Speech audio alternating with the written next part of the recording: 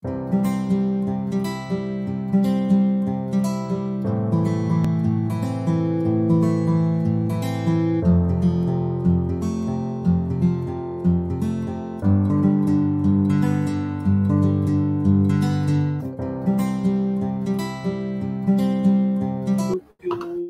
operador jurídico, o advogado, se ocupe apenas dos problemas efetivamente essenciais. Mas, antes disso, nós precisamos fazer um introito a respeito do que seja o direito. E, no âmbito teórico, a ideia mais comum é examinar o direito como norma. Sempre que se aprende, sempre que se adentra uma faculdade, se busca examinar o direito. Inicialmente se investiga a possibilidade de se compreender o direito como norma. E muito cedo se descobre que não é possível entender o direito como normas. Nós formos partir do princípio de que seria possível construir o direito a partir de uma norma, como diria o professor Norberto Bobbio. Que norma seria essa? Tudo é permitido? Tudo é proibido? Tudo é obrigatório? Então, a partir do direito enquanto norma, não nos é possível concebê-lo. Mas, quando nós evoluímos para a noção de conjunto de normas, nós podemos conceber o direito. Interessante é que, voltando ainda ao professor Norberto Bobbio, ele classifica as normas primárias, exatamente essas três que nós acabamos de nominar: o permitido, a categoria do permitido, a categoria do obrigatório e a categoria do nervoso agora me pegou. Permitido, obrigatório e proibido, claro. Então, essas três normas ele considera primárias. E, na condição de normas primárias, ele verifica que há condições de montar normas secundárias, que seriam, por exemplo, no âmbito das normas proibidas, da categoria do proibido, ele pode montar normas como normas que permitem proibir, normas que obrigam a proibir e normas que proíbem proibir. No âmbito da categoria do permitido, ele faz o mesmo sistema, ele opera o mesmo sistema. Ele elabora normas que permitem permitir, permitem proibir e obrigam a proibir. E, no âmbito da categoria do obrigatório, ele também elabora o mesmo sistema. Cria as normas secundárias que permitem obrigar, as normas secundárias que obrigam a obrigar e as normas secundárias que proíbem obrigar. Montado o sistema secundário, ele sai variando naquilo que vocês matematicamente conhecem bem, e ele cria todo o ordenamento jurídico a partir daí. Então, essa concepção permite que ele entenda, que se entenda o direito não como norma, mas como conjunto de normas. Por isso se diz no consenso jurídico que o direito é um conjunto de normas. E é um conjunto de normas que tem uma função. Qual é a função do direito? Regular a conduta humana em sociedade. Os homens vivem em sociedade e é necessário regular esta conduta humana para que o ser humano proceda com o mínimo ético desejável no âmbito social para que a sociedade esboce uma convivência tolerável entre os homens. Então, nós temos aí a primeira ideia: o direito é um conjunto de normas que regula a conduta humana em sociedade. Quantas normas compõem o direito? Inúmeras.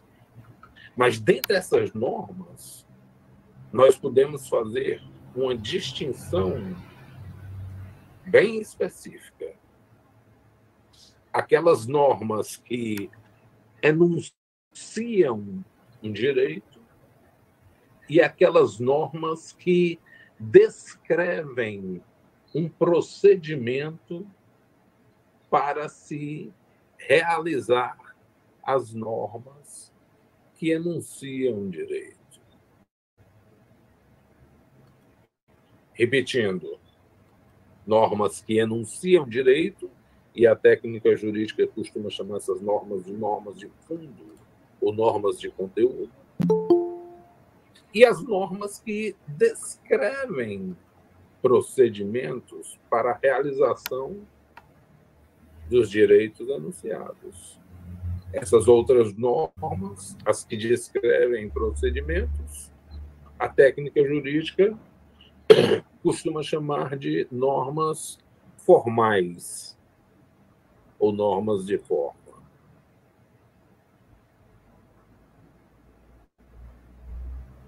Normas de fundo, conteúdo e normas de forma, dentro do conjunto que compõe o direito.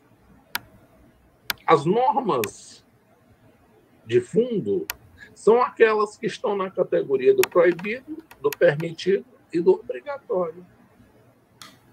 E as normas de forma, ou normas formais, são aquelas que regem os procedimentos no âmbito de um determinado processo. Se nós pudéssemos fazer uma comparação um pouco grosseira, as normas de conteúdo seriam aquelas normas ingredientes e as normas de formas seriam o modo de fazer utilizando os ingredientes no âmbito de uma receita. Pois muito bem.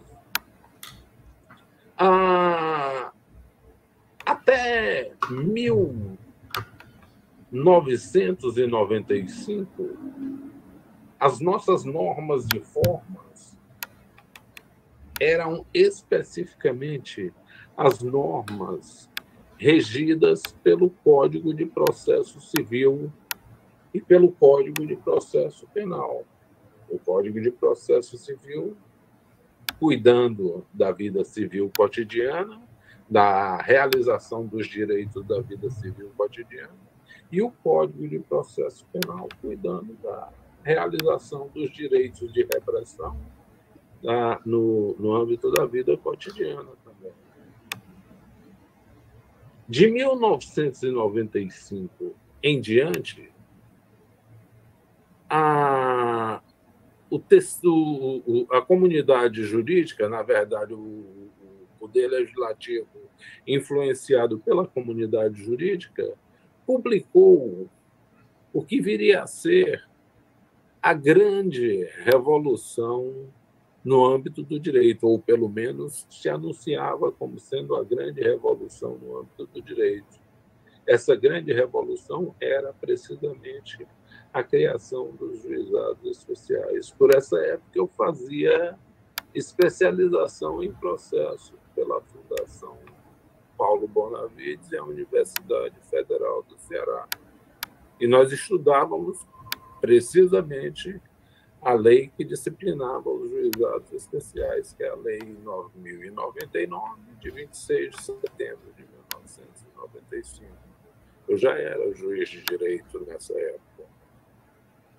Então, nós estudávamos a lei toda e nossa preocupação é saber como aplicar uma lei que trazia tanta novidade. A primeira das grandes novidades era a própria lei se dizer distante do Código de Processo Civil e distante do Código de Processo Penal. Era uma lei que trazia procedimento próprio, procedimento sumarístico, e que se pretendia uma norma, uma lei rápida, uma lei econômica, uma lei simples, uma lei informal e uma lei, como disse o professor Dr. Arcelino, oral. Era tudo que se pretendia na época, já em 1995. Então, ao todo, 26 anos, né? Então, a ideia da lei era que um processo fosse oral, ou seja, que a forma escrita fosse o mínimo possível e a forma oral fosse a máxima possível, inclusive se permitindo a gravação. A ideia da lei era que o processo fosse simples, ou seja, que ele não tivesse sequer aquele juridiquês que costuma impregnar o discurso jurídico. Eu me lembro que, conversando na época com o professor Willis Santiago Guerra, que era o nosso professor da disciplina, que tratava precisamente dessa lei, ele dizia: vocês precisam entender a ideia de simplicidade. E com muita sabedoria ele dizia: a simplicidade que a lei busca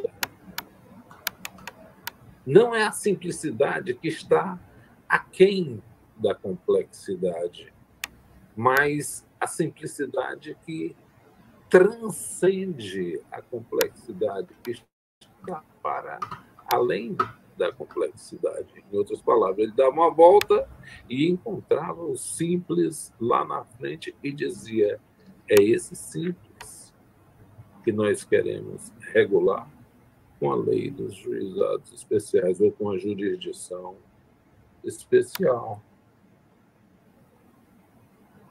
Além da simplicidade, a lei também quis e quer que o processo seja informal.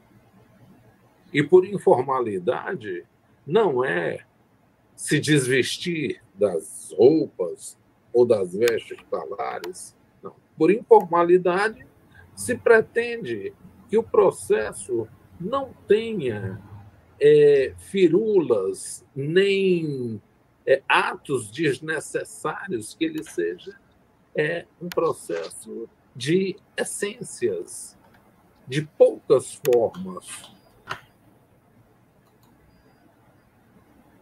para que ele possa atingir também a economia processual.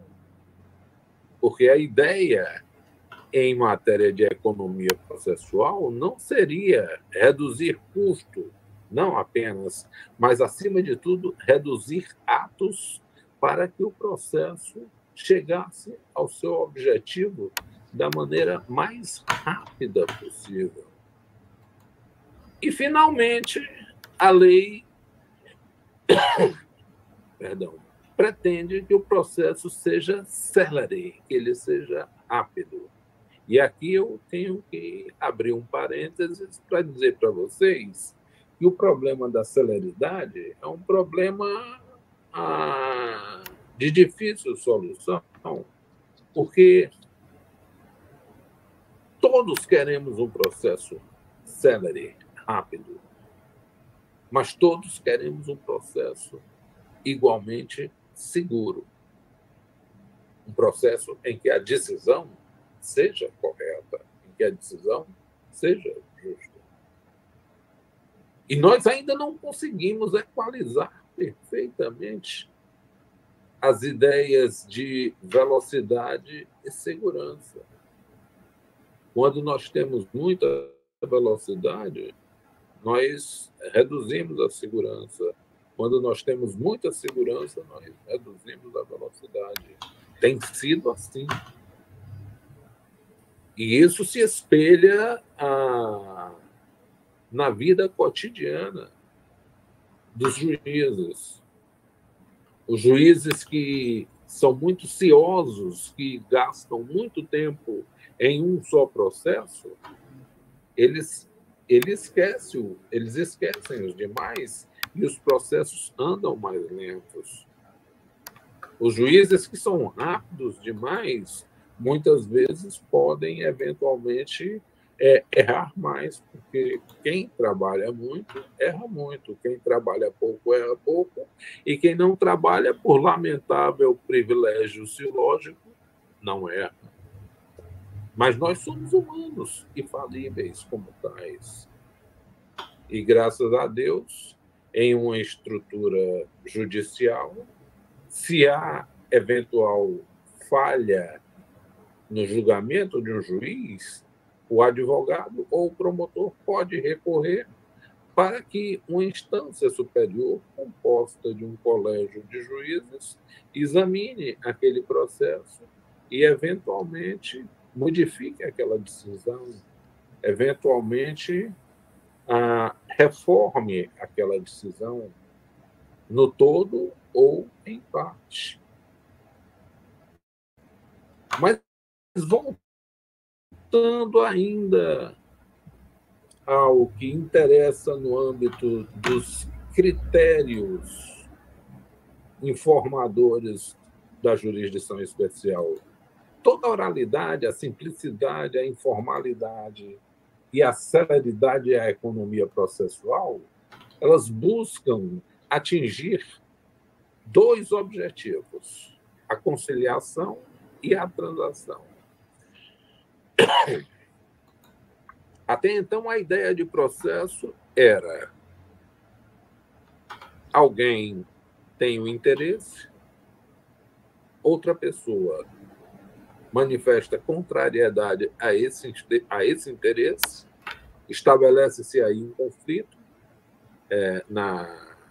no jargão processual nós chamamos de lide, que é o conflito de interesse estabelecido, e esse conflito vai ser submetido ao Poder Judiciário para que o Poder Judiciário decida qual dos dois tem razão, se A ou B. Aqui, na jurisdição especial, a ideia é diferente. Antes de submeter o conflito à decisão do juiz, se submete o conflito a um tratamento conciliatório, seja no âmbito civil, seja no âmbito penal. Busca-se conciliar as partes.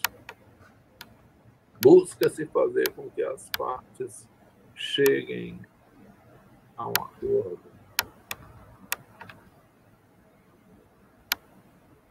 E aí, nesse plano, o papel do conciliador é de suma importância. Nós vamos já falar quem pode ser conciliador, não, mas a ideia é que haja a figura de um conciliador e que esse conciliador oriente as partes no sentido da melhor solução possível. Hoje em dia, antes mesmo da conciliação, o processo civil, já tomando de empréstimo elementos aqui da jurisdição especial, se modificou e fala, inclusive, em mediação. Mediação ou conciliação.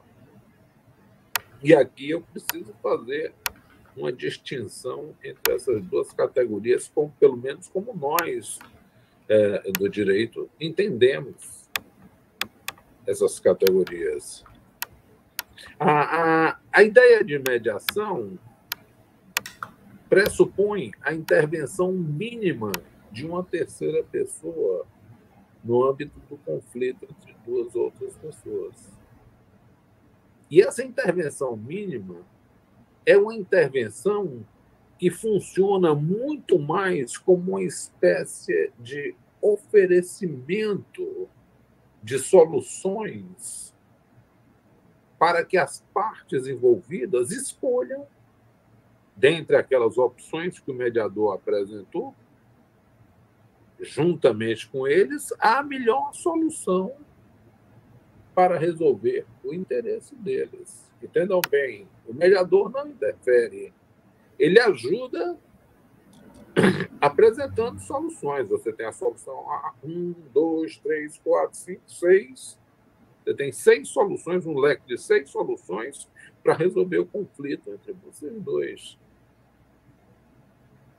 Agora, vocês negociam aí e veem deliberam qual é a solução que melhor se adequa ao interesse de vocês para optar por ela.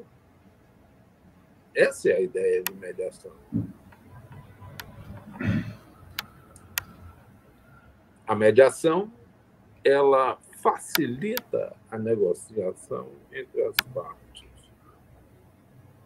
Já o conciliador, um pouco diferente, ele intervém, ele orienta o rumo da discussão entre as partes em conflito,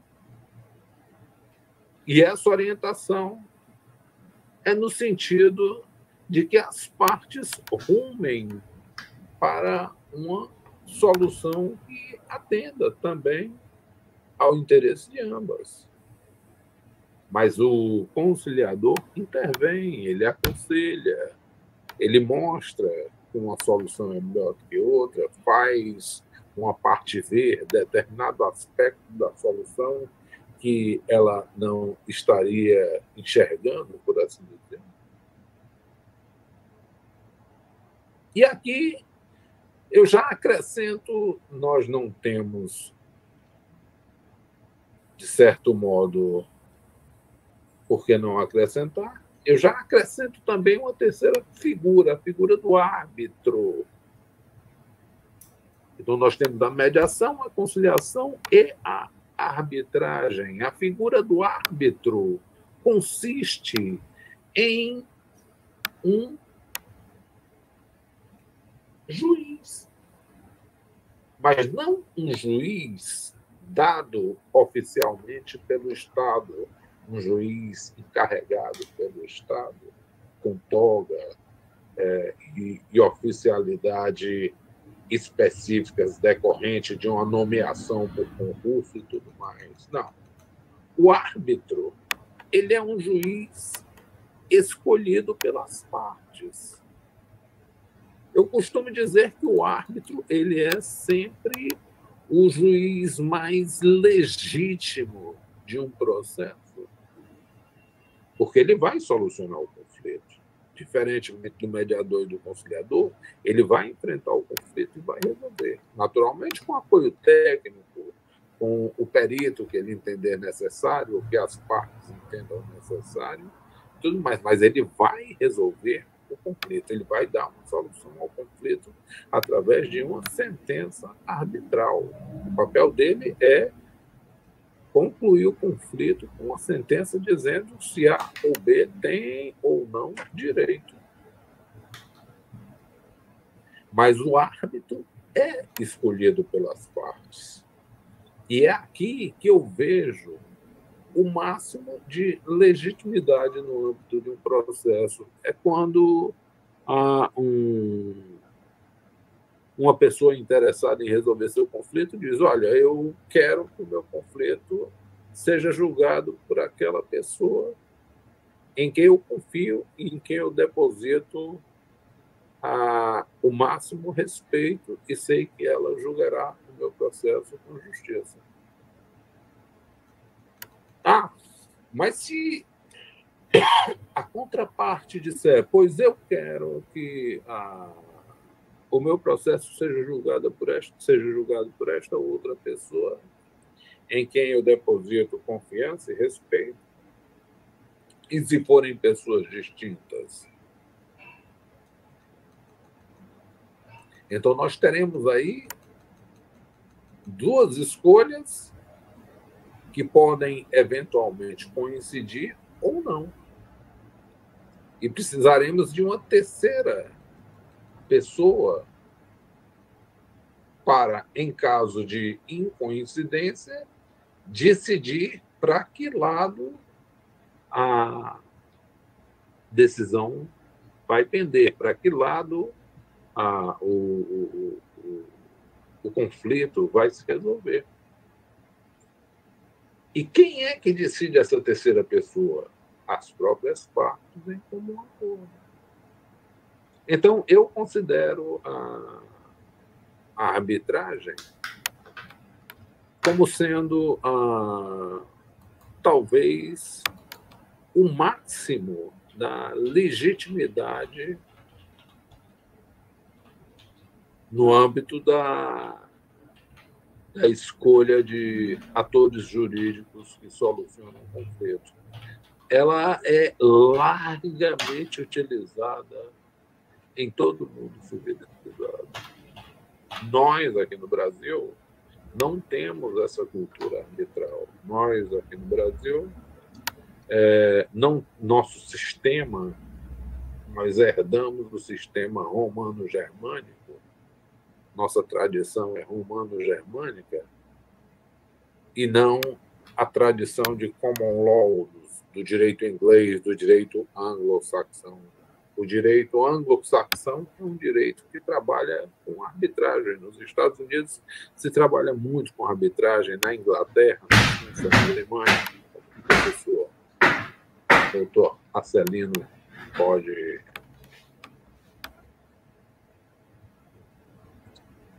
me gabaritar com seu placer, mas a arbitragem é reconhecidamente um instrumento de utilização larga no plano internacional para solucionar os conflitos havidos entre as partes e em quaisquer situações de interesse patrimonial. Em quaisquer situações de interesse patrimonial, nós temos a arbitragem funcionando. Me permitam aqui, por uma questão de orgulho, dizer que eu tenho uma filha que advoga lá em Doha, no Catar. Ela é legal counsel numa empresa e, em determinada situação, ela precisou participar de uma arbitragem em Londres. Foi a primeira arbitragem que ela participou. Ela, inclusive, se comunicou comigo: pai, o que eu faço e tal, estou nervosa. Eu digo: minha filha é assim mesmo, mas eu não tenho a experiência que você tem, você já é uma menina que sabe mais do que eu, então o que você vai é me contar as novidades, mas isso para mostrar para vocês o quão é larga a arbitragem, o Instituto da Arbitragem. Vossa Excelência me permite uma parte? Pois, com todo carinho e afeição, professor Sérgio. Professor Luiz, eu fui interpelado na situação da arbitragem na Alemanha. Na Alemanha já é uma tradição desde os tempos do Império. Cada comunidade, cada distrito, aqui a gente iria dizer bairro, eleger uma pessoa de muito respeito para se prestar para esse tipo de serviço. Então, já é uma característica do povo alemão há mais de 100 anos, de que cada bairro tem uma pessoa que é encarregada, e por incrível que pareça, trabalha sem nenhuma remuneração por parte do Estado. Eu só queria trazer esse beitrag, essa complementação pela sua brilhante apresentação. Eu tive a oportunidade, professor Celino, quando estive em Heidelberg. Aliás, eu rodei um pouco a Alemanha, e em Heidelberg eu tive a oportunidade de ser apresentado a um desses árbitros, sabe? Ele soube que eu era juiz de direito. Lá eles têm muito respeito pela jurisdição. É impressionante. Eles Acharam, inclusive, que eu era um homem muito simples para ser um juiz de direito, porque os juízes de direito por lá, eles não são muito próximos da comunidade, não. Sabe? Para você chegar no juiz de direito lá é meio problemático. Está coberto de razão. Mas em um árbitro de bairro desse, não, você chega fácil, sem problema, eles estão à inteira disposição sempre. E ele fez questão de me conhecer, sentamos juntos, conversamos um pouco, ele me contou um pouco da história dele. Eu fiquei muito feliz de poder participar da vida dele, muito interessante, é muito bacana. Quisera pudéssemos nós praticar com a mesma eficiência cotidiana o tipo de jurisdição comunitária ou consuetudinária que eles praticam lá. É muito, muito interessante, muito bacana. Bom, para que serve o juizado especial? O juizado especial, primeiro nós temos que dividi-los novamente em pares de opostos. Temos os juizados especiais cíveis e os juizados especiais criminais, todos eles regulados pela mesma lei. Aqui no Ceará, durante muito tempo, a jurisdição especial, tanto civil como criminal, ela foi exercida por um só juiz. O juiz havia vários juizados especiais, mas em cada juizado especial, o juiz funcionava no crime e no civil também. Ele cumpria as duas funções. Durante muito tempo foi assim, até que se percebeu que o acúmulo de processos cíveis estava comprometendo os processos criminais que não eram julgados e que, em função disso, a jurisdição criminal estava se tornando, a jurisdição criminal especial estava se tornando anacrônica. Então, por conta disso, se resolveu cingir, separar os juizados, e então alguns juízes ficaram nomeados como juízes especiais cíveis e outros juízes ficaram nomeados como juízes especiais criminais. Os cíveis exercendo a jurisdição civil e os criminais, naturalmente, exercendo a jurisdição criminal. Vamos começar com o juizado civil. Quando é que alguém se utiliza, por assim dizer, do juizado civil? Nas causas que não excedam o valor de 40 vezes o salário mínimo, nas ações de despejo para uso próprio e nas ações possessórias sobre bens imóveis cujo valor não exceda 40 salários mínimos. Então, qualquer ação que não exceda o valor de 40 salários mínimos pode ser examinada no juizado especial, desde que, naturalmente, ela não seja causas específicas das varas de família, que ela não seja causas específicas das execuções fiscais, que ela não seja as causas contra o Estado, os municípios, a União, que ela não seja as causas que envolvam interdição, que ela não seja causa que envolva curatela, que ela não seja causas que envolvam o interesse e a capacidade das pessoas, nem divórcio, nem separação, mas, em geral, as causas patrimoniais até 40 salários mínimos, elas são examinadas pelos juizados especiais. As causas de despejo para uso próprio também são examinadas pelos juizados especiais, e as ações possessórias sobre bens imóveis de valor que não exceda a 40 salários mínimos também são julgadas por juizados especiais. O interessante notar é que esses 40 salários mínimos constituem o que se chama na linguagem jurídica de alçada, com L, C cedilhada, alçada. Desses 40 salários mínimos, marquem 20 salários, ali a metade, e imaginem que na causa de até 20 salário mínimo, na metade, a própria parte pode funcionar no juizado sem a intervenção de um advogado, sem a interveniência de um advogado. Aloysio, eu posso, por minha conta, numa causa até 20 salários mínimos, entrar e eu mesmo fazer elaborar minhas razões, a petição e tudo mais. Então, sim, sem nenhum problema. A outra parte pode se defender também numa causa até 20 salários mínimos, sem precisar de advogados? Sim, sem problema.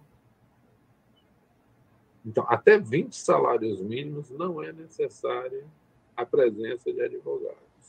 De 20 salários a 40 salários mínimos, aí sim a presença do advogado no processo já é obrigatória. Se a causa é até 20 salários mínimos, se não há advogado, e se o juiz decide e alguém não concorda com a decisão do juiz, se resigna, como se diz, com a decisão do juiz, ele pode recorrer, ele pode interpor o recurso.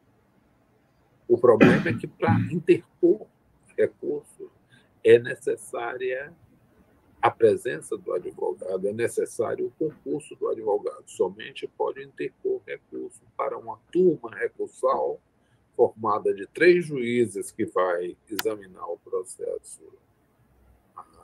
novamente, que vai reexaminar o processo através de advogado. É necessário a presença do advogado para a interposição do recurso. Então, de 0 a 20 salários pode ser sem advogado, ou com, se quiser, e de 20 salários a 40 salários, com advogados, nas ações de despejo e nas ações processórias. Quais são as causas que ficam excluídas do processo? Eu já disse, interdição, curatela, as causas de família, as causa falimentar, eu esqueci de falar que eu estava vendo aqui na norma também, acidente de trabalho e as causas que digam respeito, como eu já disse, ao Estado e à capacidade das pessoas. Né? Em qual juizado a gente entra com a ação?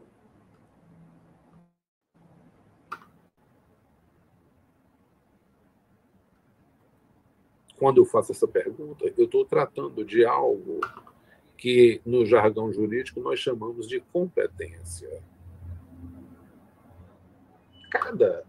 A ideia é que cada órgão jurisdicional tem a sua competência e essas competências são repartidas justamente para facilitar a distribuição, o desenvolvimento e o julgamento dos processos.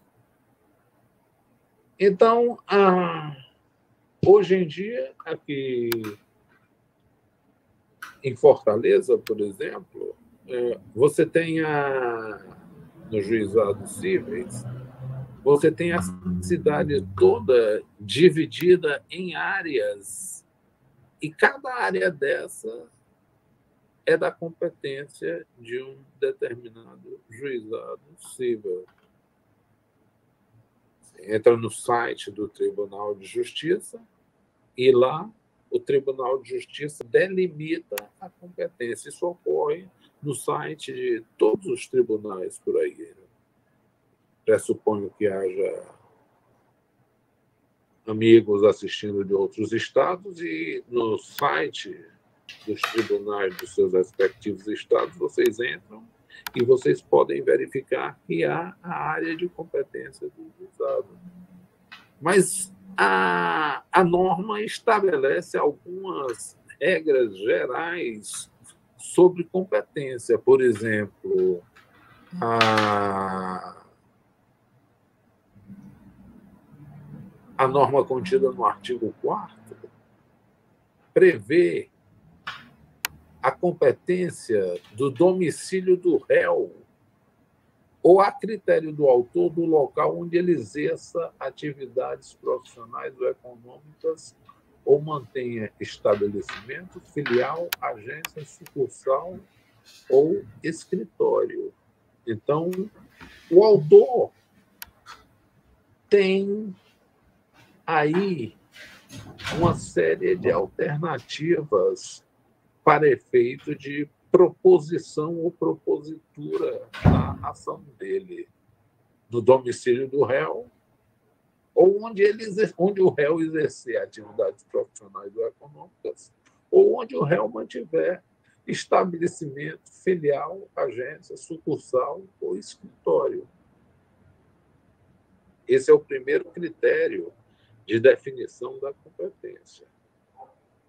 Porque, sem sombra de dúvida, quando a parte disser eu pretendo entrar com uma ação contra a contraparte, a primeira coisa que eu vou perguntar é onde é que eu vou entrar com essa ação? E a primeira regra é precisamente essa. No domicílio da contraparte ou no local onde a contraparte exerce atividade profissional ou econômica, ou onde ela mantém filial, agência, sucursal ou escritório. O segundo critério é o critério do lugar onde a obrigação deva ser satisfeita.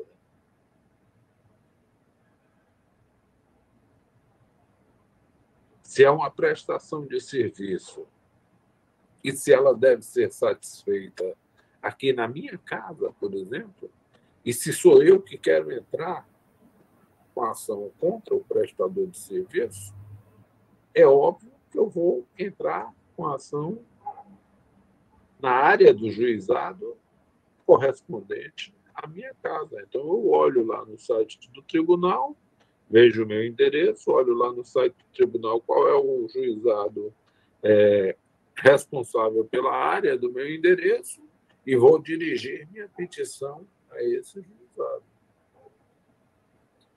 O terceiro critério de escolha do local de ingresso da ação é no domicílio do autor ou do local do ato ou do fato nas ações de reparação de dano de qualquer natureza. Então, quando se tratar de uma ação de reparação de dano de qualquer natureza, imagine a ideia de que você pode entrar no domicílio do autor ou do local do fato ou do ato. Vamos dizer que fui eu que me envolvi em um acidente de veículo.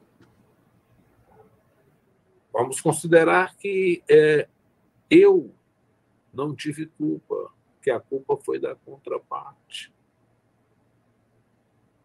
Vamos considerar mais que, em razão desse acidente de veículo, eu experimentei um dano no meu veículo, amassou o para-choque, amassou a flandagem, quebrou um farol. Tudo.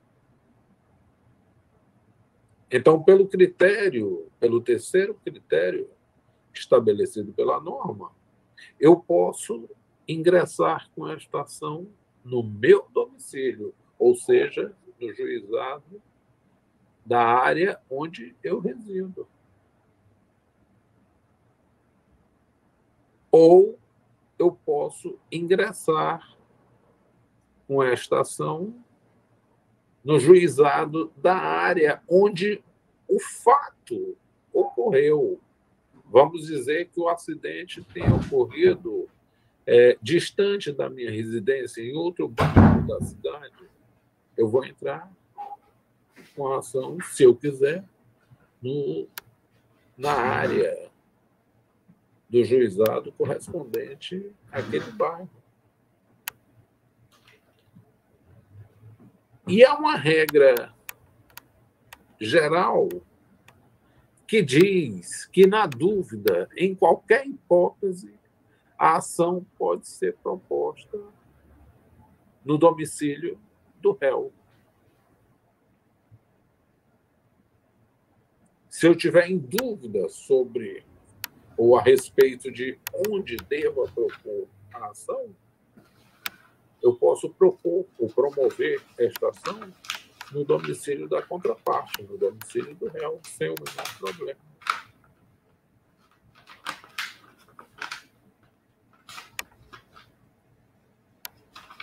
Esses são os aspectos da competência do juizado especial. Agora vamos falar um pouquinho da liberdade que o juiz tem para julgar no juizado especial. E a norma é clara, a norma diz que o juiz dirigirá o processo com liberdade para determinar as provas a serem produzidas e para apreciá-las e dar a elas especial valor, principalmente no que diz respeito às regras de experiência comum ou técnica. Em outras palavras, o juiz não precisa estar dentro da técnica jurídica, ele precisa estar dentro da regra de experiência e da regra técnica. Ele é um juiz de realidade. E ele adota, em cada caso, a decisão que ele considerar mais justa e equânime, atendendo aos fins sociais da lei e às exigências do bem comum.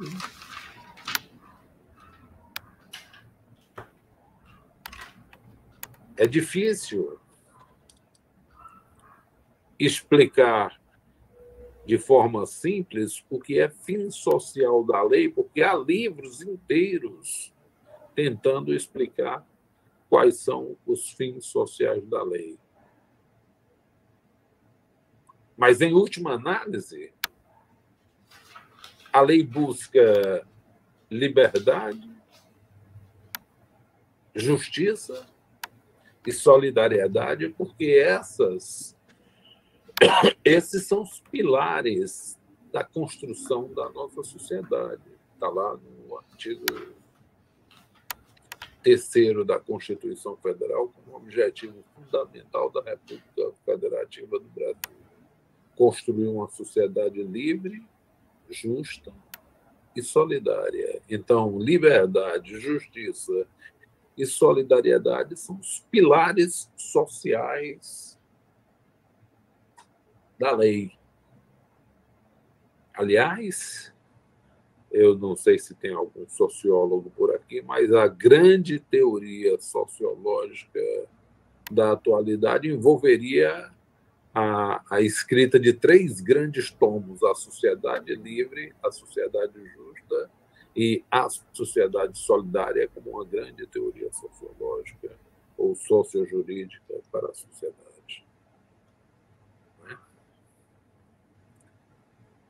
Nós falamos dos conciliadores, que são auxiliares dos juízes, mas há também os juízes leigos, que a própria norma considera absolutamente importante como coadjuvantes nessa estrutura da jurisdição especial. Quem são os conciliadores? E quem são os juízes leigos? A norma os considera auxiliares da justiça. E os conciliadores, preferencialmente, são bacharéis em direitos. Bacharéis em direitos são aqueles formados que ainda não se habilitaram na Ordem dos Advogados do Brasil, que ainda não fizeram o exame de ordem. Eles podem ser conciliadores. E os juízes leigos devem ser selecionados entre os advogados com mais de 5 anos de experiências. Por que que os juízes leigos precisam somar pelo menos 5 anos de experiência? Porque o papel do juiz leigo é examinar o processo, coletar as provas do processo e propor uma sentença. O papel do juiz leigo não é só a coleta da prova, é a proposição de uma sentença. E essa sentença do juiz leigo, ela é submetida ao juiz de direito, que vai examiná-la. Se concordar com ela, assina. Se não concordar com ela, diz: mude isso, isso, ou então profere outra sentença em substituição.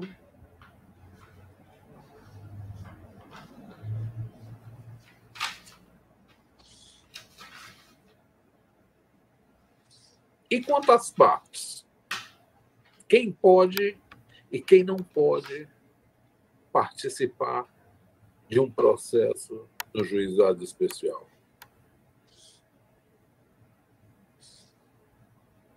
A norma é clara. O incapaz não pode, o preso não pode, as pessoas de direito público não podem, as empresas públicas da União não podem, as massas falidas não podem, e também não pode o insolvente civil. Quem é o insolvente civil? Apenas para que a gente esclareça essa dúvida. É aquela pessoa que foi declarada judicialmente insolvente porque um juiz examinou o patrimônio dela e constatou que o que ela tem não é suficiente para pagar o que ela deve. A parte ativa do patrimônio não é suficiente para pagar ou para compor a parte passiva do patrimônio. Somente são admitidos para propor ação no juizado especial as pessoas físicas capazes, excluídos aí os cessionários de direito de pessoas jurídicas, as pessoas enquadradas como microempresas individuais, microempresas e empresas de pequeno porte na forma da lei, as pessoas também qualificadas como organização da sociedade civil de interesse público, as OCIPs, as sociedades de crédito ao microempreendedor,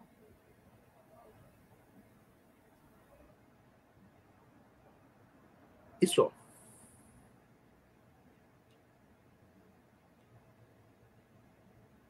O maior de 18 anos, ele pode ser autor, independentemente de assistência, inclusive para fins de conciliação. A norma aí ainda elaborava aquele interregno entre 18 e 21 anos.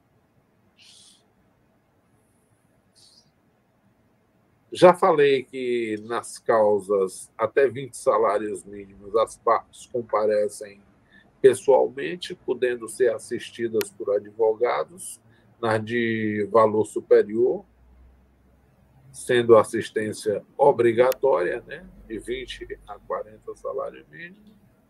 Agora, se uma das partes comparece assistida por advogado, ou se o réu for uma pessoa jurídica ou firma individual, A outra parte, se quiser, pode ter assistência judiciária prestada por uma defensoria junto ao juizado especial.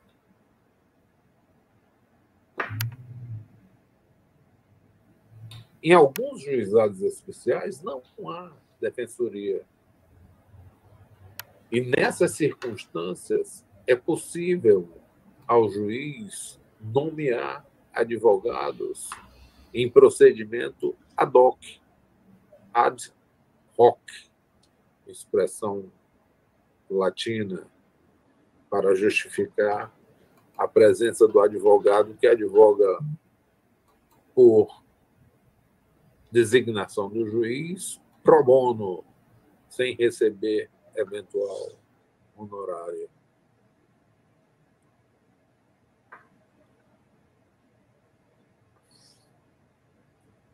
E os atos processuais na jurisdição especial?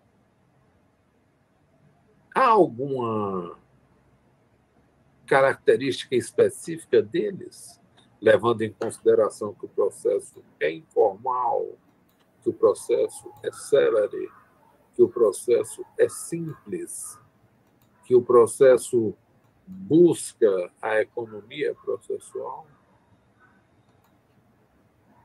Bom, eles são naturalmente públicos e podem ser realizados em horário noturno, desde que assim disponha a norma de organização judiciária local de cada estado. Os prazos são contados em dias estabelecidos por lei ou pelo juiz, e eles somente se contam em dias úteis. Agora, o detalhe é que os atos processuais serão válidos sempre que preencherem as finalidades para as quais forem realizados. Isto porque não é possível a declaração de nulidade de nenhum ato se não tiver havido prejuízo.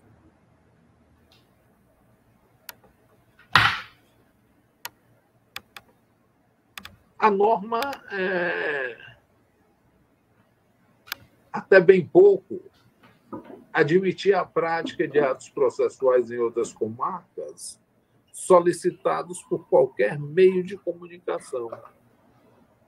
E aqui vai um parênteses para a gente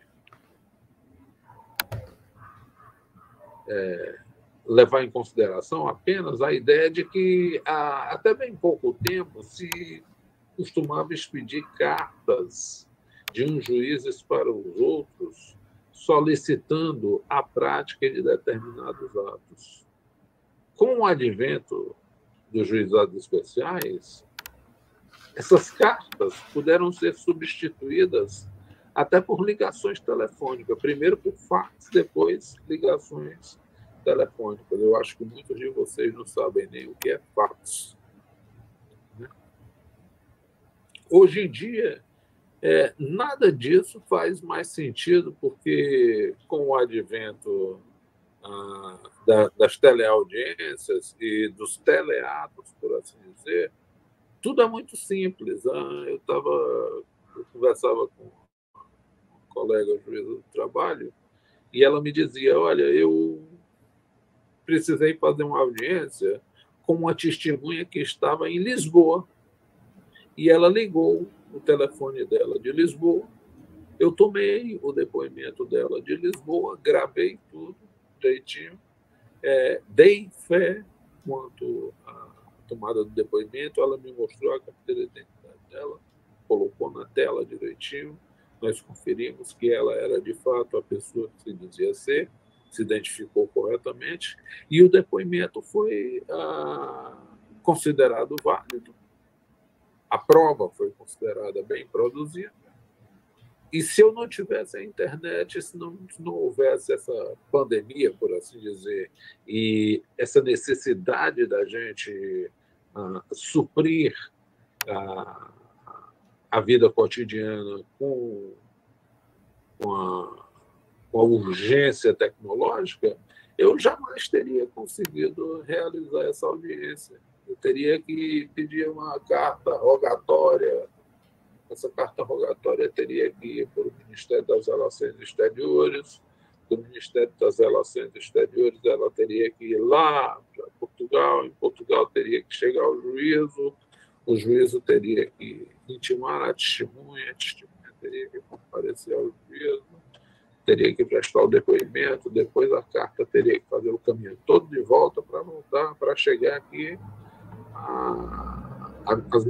às minhas mãos. Isso levando em consideração que era em Lisboa. Se fosse em outro Estado membro da comunidade internacional, a barreira da língua determinava, inclusive, a tradução oficial. Né? Então, como é que se instaura um pedido? De maneira bem simples. O processo, o pedido consta em linguagem acessível o nome, a qualificação e o endereço da parte, os fatos e os fundamentos de forma sucinta, o objeto e o seu valor. O pedido é registrado, é autuado. Na mesma hora, a secretaria designa a data da sessão de conciliação que a norma pede que ocorra no prazo de 15 dias. Hoje, com o advento da quantidade imensa de processos nos juizados especiais, esse prazo de 15 dias já é um sonho. Lamentavelmente, não nos é possível a realização no prazo de 15 dias. A razão é simples. A jurisdição especial, que a princípio era uma boa experiência, ela se tornou maior do que a jurisdição comum. E maior no sentido de mais avolumada, quero dizer, de maneira mais adequada. Então, hoje o que nós temos são juizados especiais completamente assoberbados e não é mais possível cumprir esse prazo de 15 dias. Nós precisamos de mais juízes especiais e de mais celeridade. E, como disse o professor Celino, de mais oralidade, menos escrita e mais oralidade. Então, não se faz a citação por edital se não se encontrar a parte contra quem se quer promover a ação. Se o oficial de justiça ou se o juizado não conseguir localizar a parte contra quem se propõe a ação, se é certificado, e o processo vai ser extinto por conta disso. Então, a pessoa que precisar ingressar chamando a outra parte por edital, porque não lhe sabe o endereço, ela tem que ingressar na Justiça Comum. Então, se é marcada a audiência preliminar, que é a sessão de conciliação, a esta sessão de conciliação, a parte deverá comparecer obrigatoriamente, a parte que promoveu a ação deverá comparecer obrigatoriamente sob pena do processo ser extinto. E a contraparte, a outra parte, também deve comparecer obrigatoriamente, porque se ela não comparecer, as consequências para ela são mais graves. O juiz estará autorizado a considerar verdadeiros os fatos narrados no pedido inicial e, em razão dessa consideração de veracidade desses fatos narrados no pedido inicial, o juiz poderá emitir um julgamento de plano ali e julgar procedente a ação, sem a necessidade de produção de provas, se assim ele se convencer de que não há necessidade de produção de provas. basicamente, a estrutura de uma sessão de conciliação é essa. De modo a que a gente possa compreender o juizado ideal.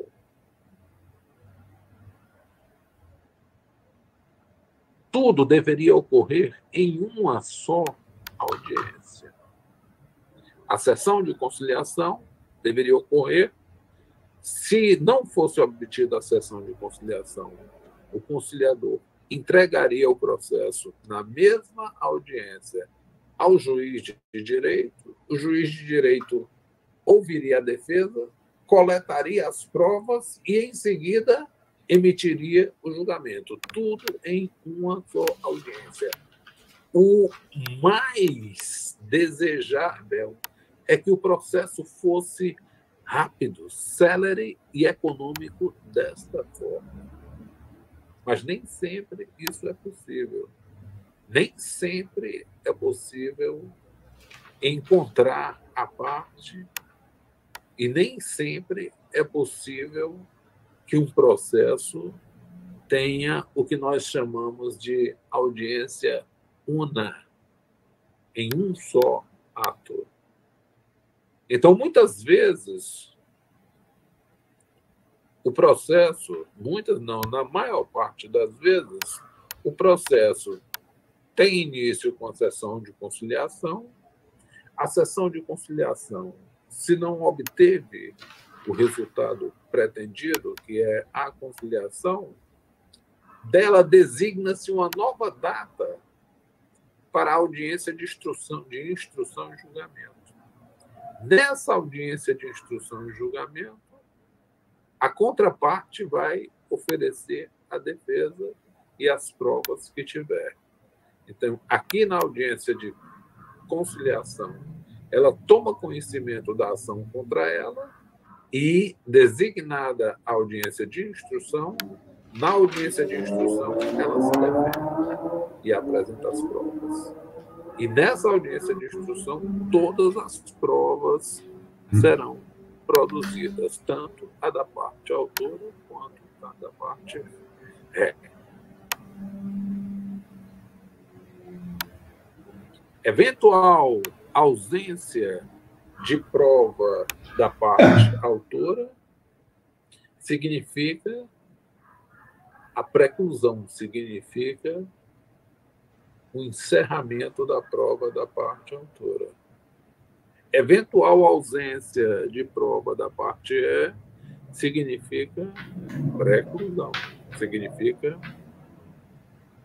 extinção do direito da parte E de produzir prova.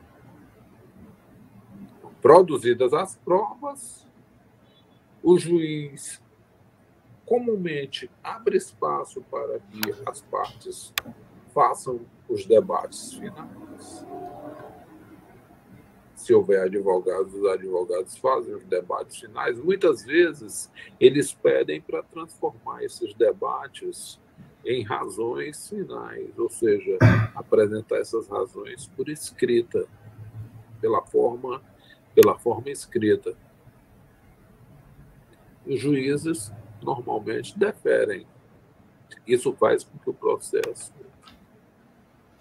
se dilargue um pouco mais, se estenda um pouco mais. Isso atrasa um pouco o processo. Porque normalmente se dá aí um prazo de 5, 10 dias ou 15 dias no máximo, para que as partes apresentem as ações finais. O ideal é que o juiz ouça as partes e ali mesmo profira o julgamento dele, se ele estiver habilitado. Né? Professor Luísa, eu posso intervir novamente? Por favor, professor. Justamente o que o senhor acaba de dizer. A intervenção é necessária. Justamente nesse ponto, já na justiça normal na Alemanha, né? Primeiro o juiz quer ouvir as partes. Ele não deixa o advogado apresentar a causa para ele. Não? Ele quer ouvir quem acusa e quem se defende, e depois os advogados podem falar. Mas terminada a sessão, ele dá o que nós chamamos aqui de dispositivo, quer dizer, a decisão do juiz, e diz que a fundamentação da sua decisão, ele vai entregar em 15 dias, um mês, nem determina já o prazo, no qual ele vai determinar. Por isso, a justiça na Alemanha corre muito rápido, não tem esse cerimonial todo da sentença. O que o senhor acha disso? Entre nós, ainda é impensável algo dessa natureza, desculpe o termo, mas não há outro, devido ao ranço romano-germânico. Nós queremos fundamentar para somente então decidir. A própria estrutura da sentença, professor Arcelino e demais amigos e amigas que me ouvem, a própria estrutura da sentença, uma sentença formal, não uma sentença de juizado especial, porque ela é mais simples, mas uma sentença formal, ela é composta de 3 partes, de um relatório, de uma fundamentação e de um dispositivo. O relatório é onde o juiz demonstra que estudou o processo e apresenta as alegativas das partes e acrescenta os fatos mais importantes que ocorreram no processo. É um relato, é uma reportagem do processo, por assim dizer, o relatório. A fundamentação é onde o juiz considera as provas e o direito a elas concernentes, ou seja, é onde o juiz valora as provas, ele diz quais são as provas com as quais ele se convenceu da existência de um determinado fato, diz qual é o fato que ele considera provado, explica por que considera este fato provado e, em razão deste fato, ele diz qual é a norma, ele indica a norma que se aplica a este fato e acrescenta, muitas vezes, precedentes de outros tribunais em apoio à decisão que ele vai proferir logo a seguir no dispositivo. Então, ele apresenta os elementos de apoio, chamados elementos jurisprudenciais, de apoio à decisão que ele vai proferir logo a seguir, no próximo item, que é o dispositivo. O dispositivo é, de fato, a norma concreta, a norma do caso específico, é onde ele julga o processo, é onde ele conjuga o verbo julgar e onde ele diz qual é o direito, como o direito deve ser realizado e quais são as consequências eventuais da não realização desse direito. Ou seja, ele propõe a norma, ele põe a norma e, eventualmente, já adverte com a sanção para o caso de descumprimento da norma. Então, essa estrutura, por si só, ela já está tão arraigada na tradição jurídica brasileira que seria necessário uma revolução muito grande, uma revolução de 180 graus, 180 não, de 90 graus. Onde é que as paralelas não se encontram, professor Arcelino, o senhor que é matemático, para a gente não correr o risco? Teria que ser uma revolução onde as paralelas não se encontram.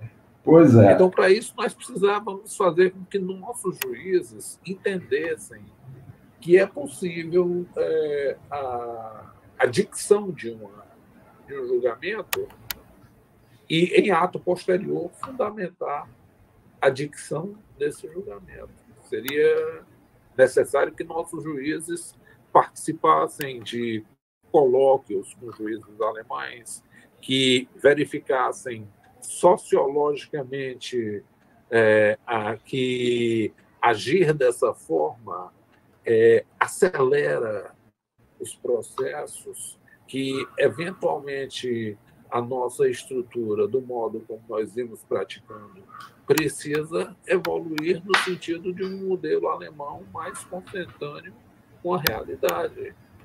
Interessante é que esses juízes, em regra, quando eles dizem o direito na Alemanha, eles são juízes que têm assessores, eles têm, em média, 2, 3, 4, 5 assessores, e são esses assessores que vão projetar a fundamentação da decisão que ele proferiu lá no passado. Ele diz o direito e depois vai apresentar a fundamentação do direito que disse, projetado normalmente por assessores. Nós, pelo menos no primeiro grau de jurisdição aqui no Brasil, nossa realidade ainda é paupere. Nós, quando temos um assessor, temos muito. Eu trabalhei a minha vida inteira sem assessor, professor. Lamento ter que dizer isso, mas a nossa realidade é uma realidade cruel. Mas eu creio que seria por aí, seria muito interessante que nós pudéssemos julgar e fundamentar a posteriori no prazo específico para que os advogados, a partir de então, pudessem manejar os recursos. Seria uma experiência interessante de se levar em prática aqui no Brasil, caso a gente pudesse estudar uma estrutura dessa natureza, né?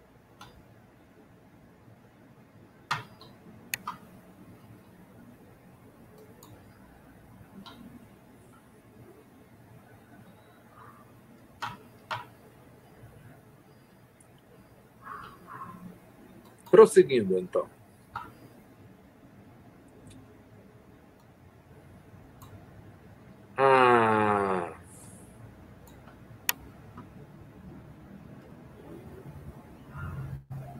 Falávamos da sentença, né? Já que falávamos da sentença, a sentença no juizado especial, sim, sem dúvida. Jennifer, sem dúvida. A sentença no juizado especial, ela é dispensada o relatório. O juiz não precisa fazer a reportagem que a sentença comporta. Ele fundamenta e ele decide.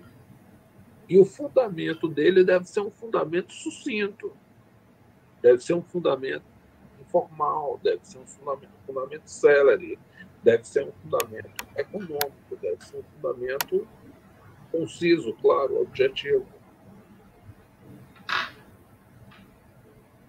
Nós ainda temos hoje, e aqui vai uma crítica, não minha, mas da ministra Fátima Nancy Andrighi, do Superior Tribunal de Justiça, e nessa semana, lá na Escola Superior da Magistratura do Maranhão, em um evento, disse, a respeito dos juizados especiais, que era necessário mais oralidade e que era necessário menos escrita. Em outras palavras, ela disse que o juiz do juizado especial ainda escreve muito. O juiz do juizado especial teria que escrever menos e ser mais oral, segundo a crítica da ministra Fátima Nancy Andrighi.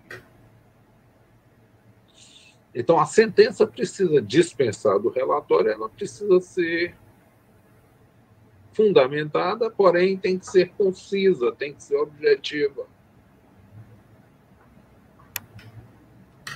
E dessa sentença cabe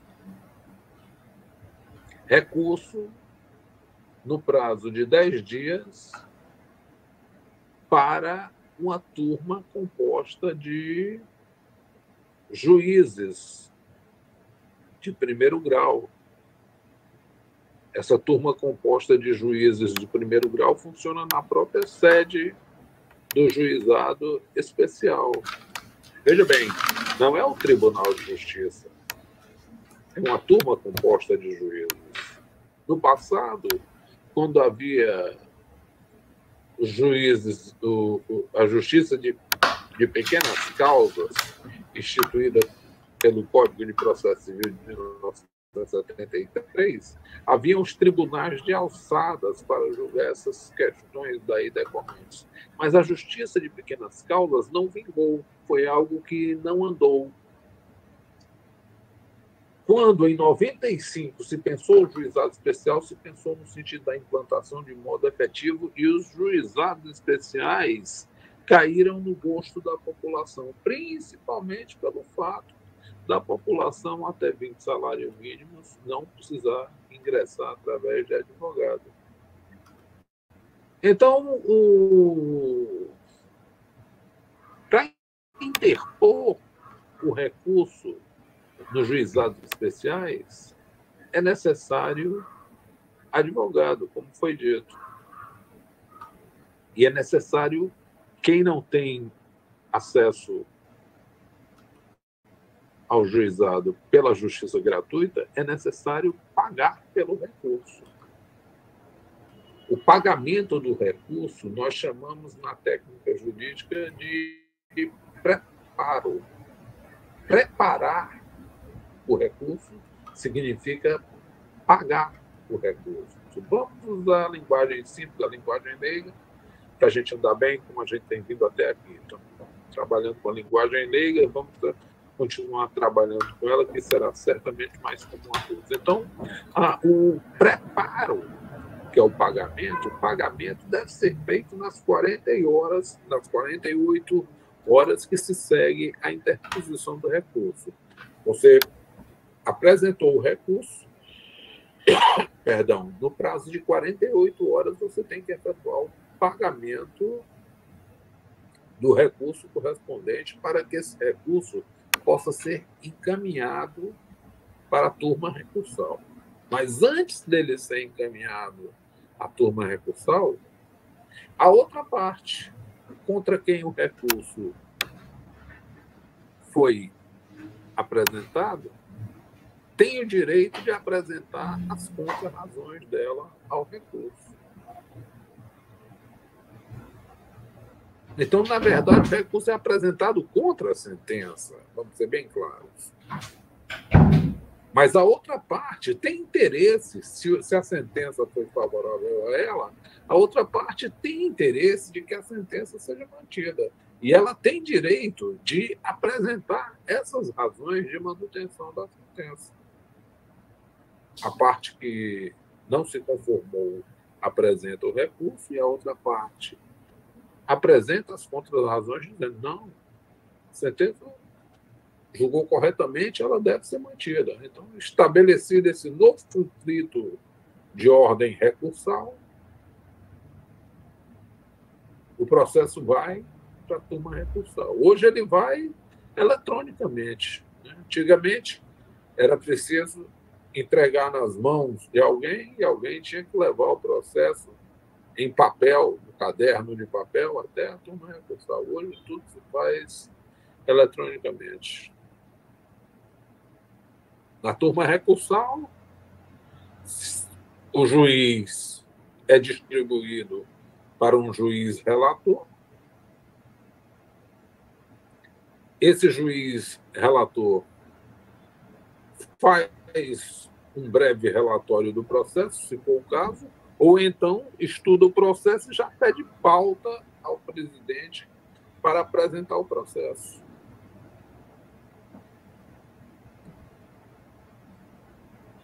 Designada a pauta, o juiz relator leva o processo, faz um breve relatório do processo para os demais juízes, os outros 2 juízes que estão ouvindo, o presidente e o membro da turma, normalmente uma turma composta de 3 juízes, um presidente, 2 membros, um dos quais é o relator. Ele faz a apresentação do processo, que é o relatório dele, e já profere o voto dele, já emite já diz o voto dele. Diz se mantém a decisão, se caça, se reforma a decisão, e se reformar a decisão, ele diz se reforma a decisão no todo ou em parte. Aí o presidente colhe o voto do outro membro e depois ele, presidente, vota. Quando o processo precisa da intervenção do Ministério Público, do promotor de justiça, o promotor de justiça está lá oficiando na turma recursal para apresentar o parecer dele. Aí ele dá a opinião dele a respeito de como deva ser ou não o julgamento.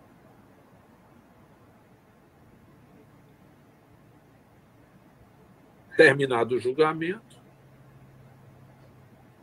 o único recurso ali para a turma recursal que a parte que não se conformou ainda teria seria um embargo de declaração se eventualmente algum ponto não ficou claro, ou se ficou obscuro, ou se foi omitido, ou se não foi tratado. Embargo de declaração é o nome desse recurso, com o qual nós esclarecemos as omissões, as dúvidas, as obscuridades. Mas aqui vai uma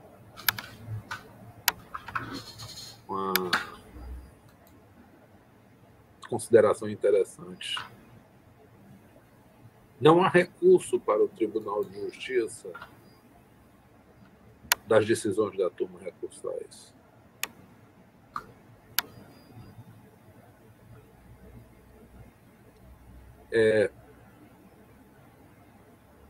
Me permita só um instante, porque como eu estou no Jennifer Kebley. Com licença, professor, na sua opinião, como a justiça brasileira poderia agir para ter casos, processos, etc., mais rápido? Teria uma mudança drástica ou seria pacífica? Jennifer, me permita só concluir isso aqui que eu estou dizendo e, em seguida, eu lhe digo exatamente o que eu penso a respeito dessa sua pergunta, que é importantíssima. Então, o problema é que não há recursos, como eu disse, da turma recursal para o Tribunal de Justiça. O único recurso que cabe da turma recursal é direto para o Supremo Tribunal Federal. Mas... E o recurso seria o extraordinário. Mas, para se chegar ao Supremo Tribunal Federal,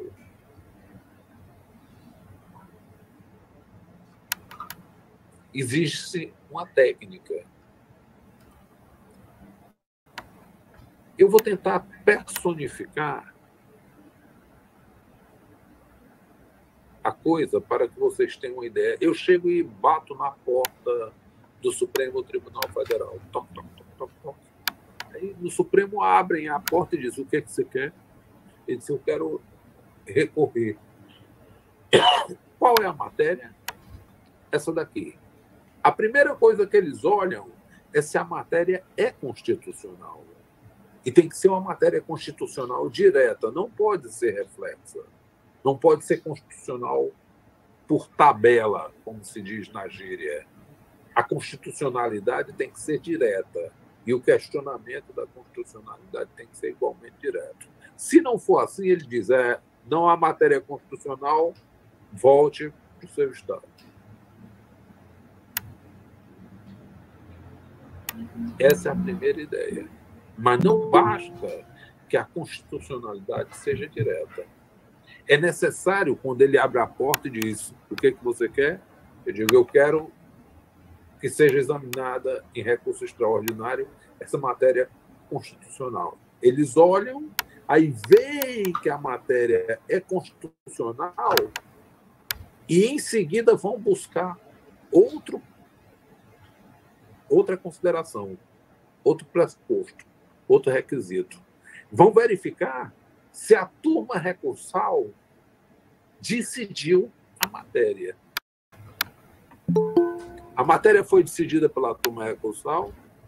Não, pois você não tem espaço para o recurso extraordinário. É aqui que eu quero chegar. E é aqui onde eu costumo ver imensos equívocos de advogados. Com todo respeito aos advogados, que fazem tudo de muito boa vontade, claro, mas, às vezes, não entendem bem a mensagem que o Supremo Tribunal está passando. E o que eu vou falar é de uma palavrinha chamada pré-questionamento. O que é pré-questionar? Essa é que é a pergunta importante, porque os membros do Supremo Tribunal Federal, quando você vai subir do juizado especial numa turma recursal para o Supremo Tribunal Federal, eles vão verificar se você pré-questionou a matéria. Muitos advogados dizem as razões e, ao final, escrevem, ficando de logo tudo pré-questionado. Não. Há um grave equívoco aí nesta frase, ficando de logo tudo pré-questionado. Nada está pré-questionado pelo fato do advogado querer. Não é assim. Não é o advogado que pré-questiona. Começa por aí. Quem pré-questiona é o órgão decisor, é quem decidiu a matéria. Nunca se esqueçam disso. Pré-questionar é debater e enfrentar uma determinada matéria, no caso, constitucional. Então, se o tribunal, se a turma recursal não debateu, nem enfrentou a matéria constitucional, não decidiu a matéria constitucional, não há porta aberta lá em cima no Supremo para o recurso extraordinário. Nunca. Never. Por quê? Porque o Supremo, é lógico, ele vai dizer: como é que você quer que eu decida uma matéria que não foi decidida lá embaixo, lá na turma recursal? Como é que você quer que eu passe por cima de uma decisão que não existiu? Para questionar é decidir. Nunca se esqueçam disso. A técnica do pré-questionamento é a técnica simples de fazer o juiz decidir a matéria que você quer que ele decida. Se for para recurso extraordinário dirigido ao Supremo Tribunal Federal, tem que fazer ele decidir a matéria constitucional. Se for para recurso especial do Superior Tribunal de Justiça, que também exige pré-questionamento, tem que fazer o juiz decidir a matéria federal, o direito federal. Direito, não o fato. Os tribunais lá em cima, eles não examinam fatos. Os fatos morrem nos tribunais de segundo grau. A primeira instância examina fatos e a segunda instância examina fatos. Acabou. Ninguém examina mais fatos aqui. Os tribunais superiores examinam direito, e exclusivamente direito.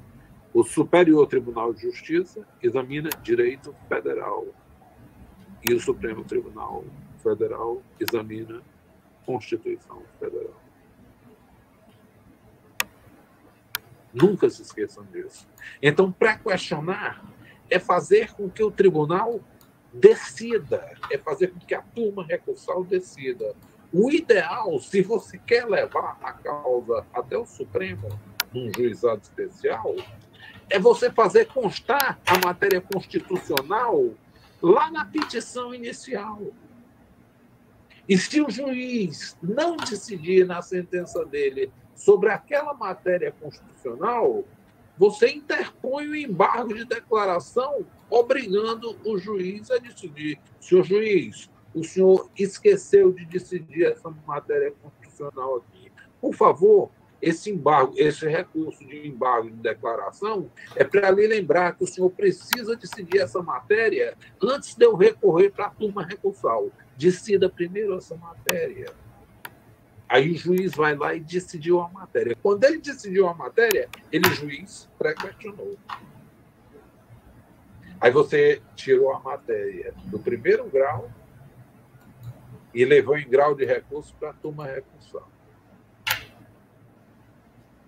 Na turma recursal, eles examinaram, viram que o juiz decidiu a matéria e dizem: a matéria foi bem decidida. A turma recursal decidiu sobre a matéria constitucional, reforçando a decisão do juiz.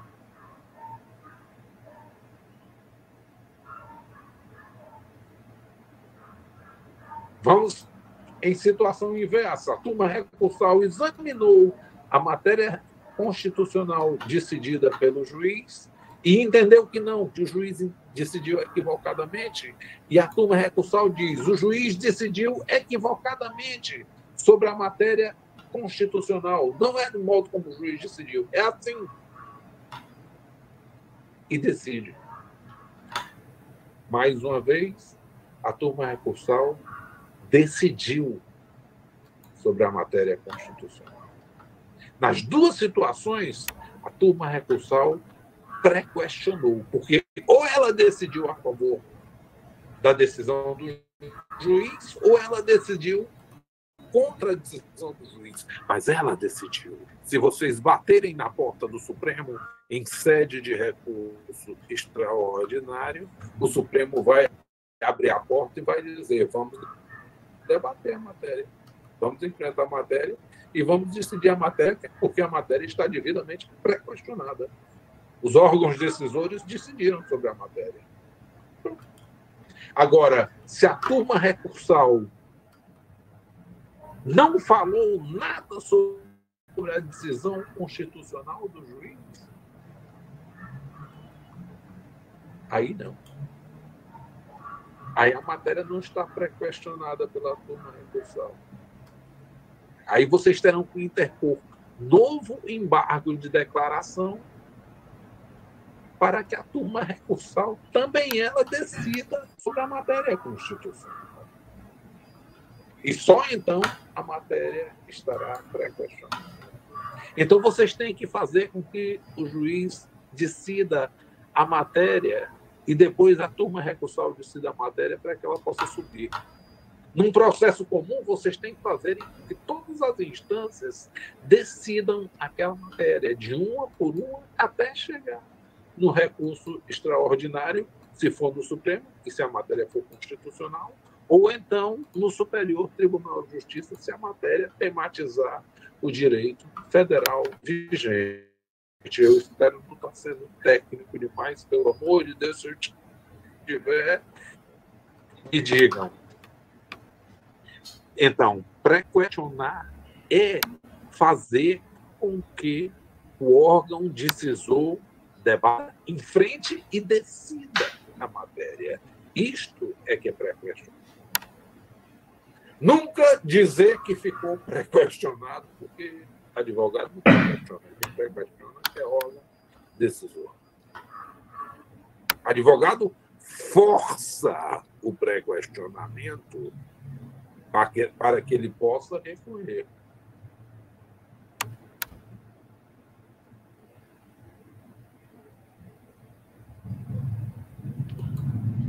Jennifer. Pois não, professor. Antes de responder a Jennifer, por favor, professor Samir. Não, é só lembrar o tempo. Nós temos com curto tempo. O tempo está mais curto. Jennifer, agora respondo a sua pergunta. E a sua pergunta é simples. O que fazer para que as coisas andem mais rápido?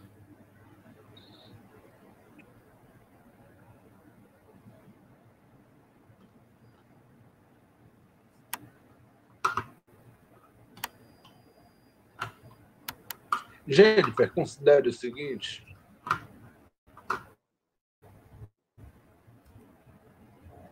e vocês todos, os queridos amigos do professor Salino, considerem o seguinte: o papel do juiz é julgar.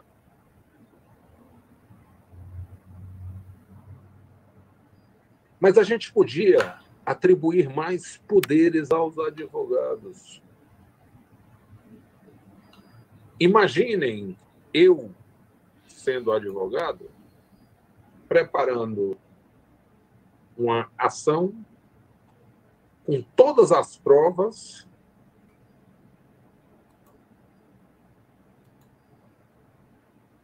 e mandando esta ação para a outra parte, diretamente. E ela procurando o advogado dela e as duas partes se encontrando com seus advogados e com as provas e produzindo todas as provas com gravação, todo mundo produzindo os depoimentos e tudo mais, e todo mundo falando das provas uns dos outros. Todos os documentos que eu apresentei, o advogado da outra parte falaria sobre esses documentos. Todas as testemunhas que eu apresentei, o advogado da outra parte perguntaria, eu falaria sobre os documentos que ele apresentou também, e eu perguntaria a testemunha dele, e tudo gravado em vídeo, e tudo em um mesmo documento tecnográfico,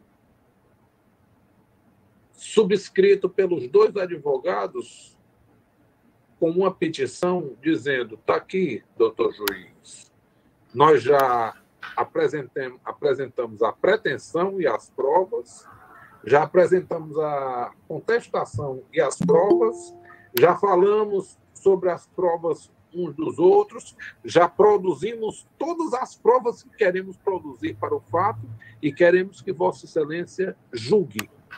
Se Vossa Excelência achar que precisa produzir mais alguma prova, diga qual é, produza e julgue, sem necessidade de razões finais nem nada. Isso num processo civil, naturalmente. Eu não pensei isso num processo criminal. Eu pensei para um processo patrimonial, um processo civil, que é onde está o grosso das questões.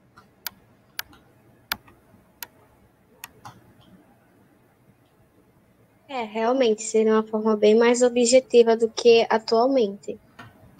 Não sei se seria essa a grande, como diria na gíria, a grande sacada. Mas a ideia do juiz era pegar todas as provas, examinar e julgar. Em segunda instância, distribui-se, como se faz hoje, o processo a todos os juízes, um relata e todos julgam, todos já chegam com o julgamento. Agora, um julgamento rápido, um julgamento com menor grau de prolixidade. É doloroso, mas o mundo jurídico ainda é muito prolixo, lamentavelmente. E é interessante porque você conhece...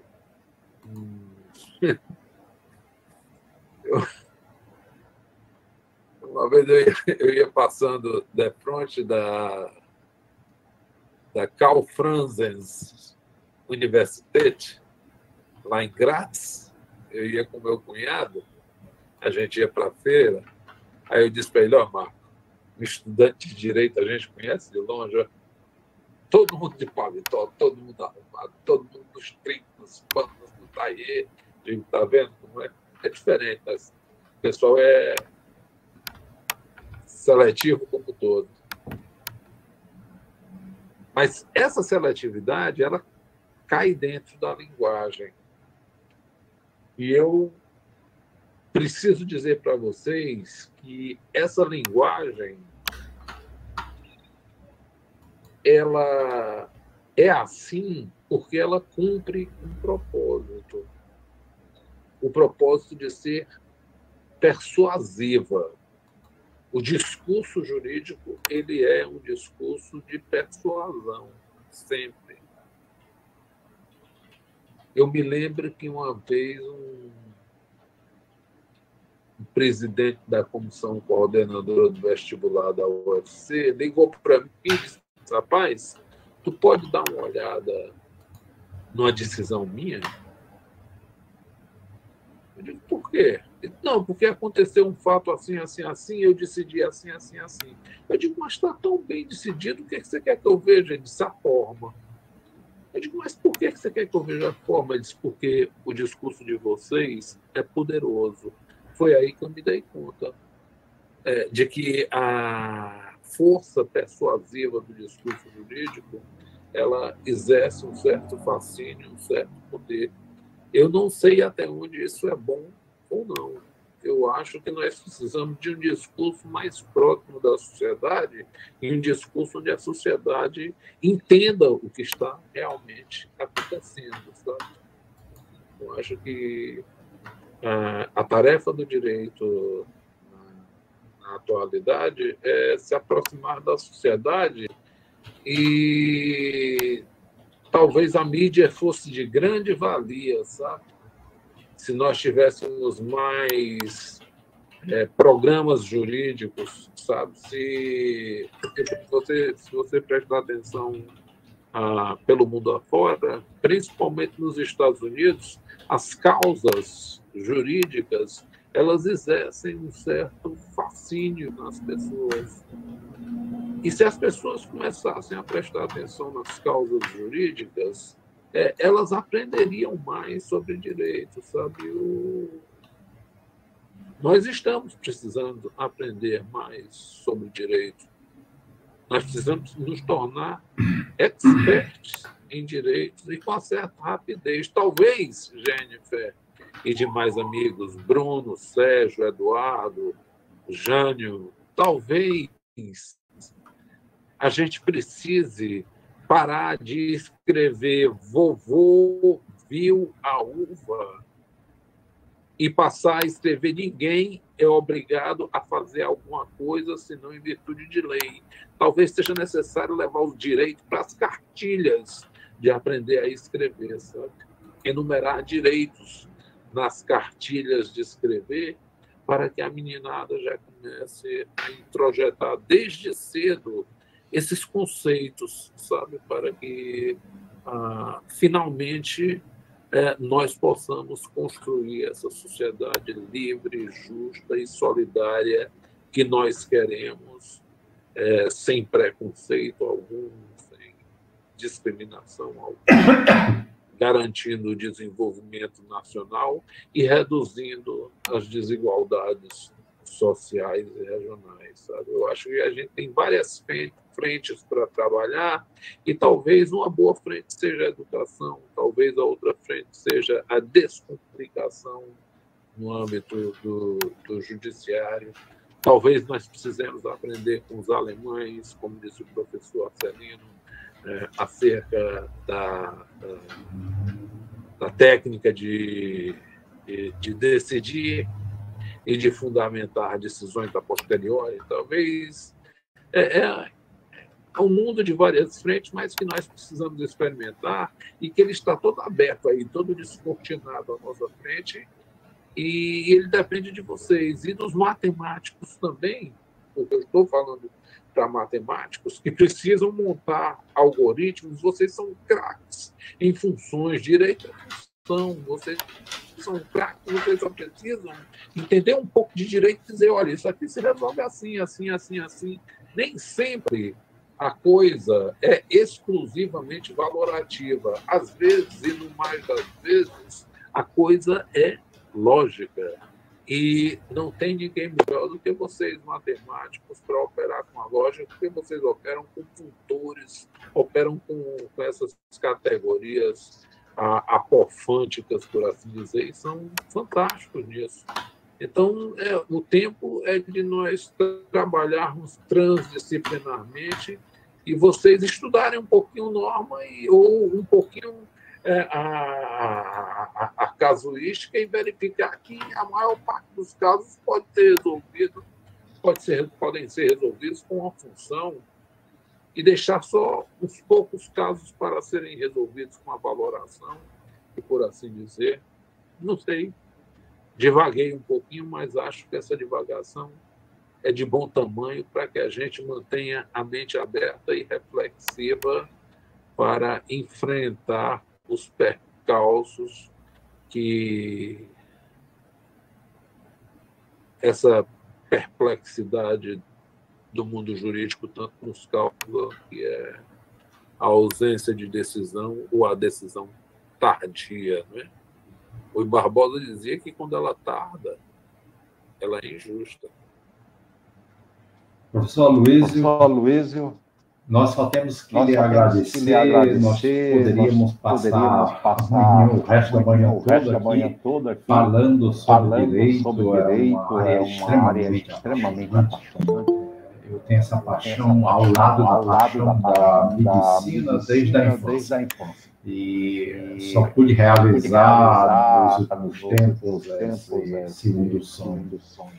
Naturalmente, se nós tivéssemos um pouquíssimo mais de tempo, poderíamos trabalhar uma série de coisas importantes da justiça especial, mas vamos deixar para um outro horário, e eu espero que o senhor esteja à disposição de que nós possamos fazer mais uma apresentação dessa, porque é a intenção da Academia Cearense de Matemática aproximar o direito dos matemáticos e os matemáticos do direito.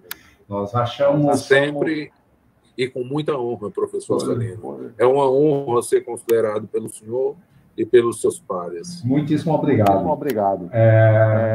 Mas, como eu estava dizendo, essa aproximação é justamente para aumentar a eficiência do direito, e a matemática pode contribuir muito, assim como ela já contribuiu para a medicina. A medicina tem uma eficiência enorme, gigantesca, que se tome agora essa pandemia, que em questão de um ano se tinha vacina e já se começou a vacinar com um programa projetado pelos cálculos matemáticos, de tal forma que nós atendêssemos aqueles que tivessem mais necessidade da vacina e fosse melhor para a sociedade. Eu acho que a matemática jurídica ela pode contribuir demais para a eficiência do judiciário através justamente dos nossos algoritmos, mas também de novas áreas da matemática, como a álgebra abstrata. Nós vimos na semana passada os problemas inversos, que são topologia. E esses problemas podem ser facilmente resolvidos com essas novas ferramentas. Mas isso nós precisamos colocar essas novas ferramentas nas mãos dos nossos queridos matemáticos. E é o que nós estamos fazendo agora. Professor, muitíssimo grato pela brilhante apresentação. E eu gostaria de lhe dar a palavra para a sua despedida e as suas razões finais. Esteja à vontade. Eu gostaria de concluir com um poema. Na verdade, uma historinha infantil